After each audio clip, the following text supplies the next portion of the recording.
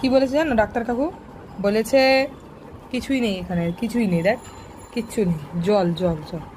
বলেছে ডাক্তার কাকু ডেজিকে বলেছে, আমাকে বলেছে যে তুমি তো ডেজির মাম্মাম, তো তুমি একটা কাজ করবে, তুমি ডেজিকে কিন্তু চোখের মধ্যে ফোম করে আস্তে আস্তে করে শেক করে দেবে। চোখের মধ্যে কিন্তু ওই হাত দিয়ে চুলকেছে আর খোঁচা খেয়ে গেছে, আর এই দেখো ওই জায়গাটা ফুলে গেছে। হ্যাঁ, এই কথা বলেছে আমাকে ডাক্তার কাকু। এবার ডেজি যদি চুপ করে ঘুমিয়ে থাকে এইভাবে, তাহলে চুপ করে শুয়ে আছে। চুপ করে যদি শুয়ে থাকে তাহলে বলেছে যে সুন্দর করে ডেজিকে এই এরকম করার পর তোমরা কিন্তু একটা হাড্ডিও কিনে দেবে, এই কথা বলেছে আমার। তো আমি তো ডেজিকে একটা হাড্ডি কিনে দেবো।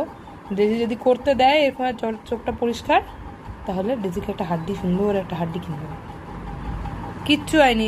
এই যে হাতে এই যে এই কোনার নখটা আছে না, এই যে কোদালটা, এই কোদালটা দিয়ে ও খেয়েছে গুঁতো চোখের মধ্যে।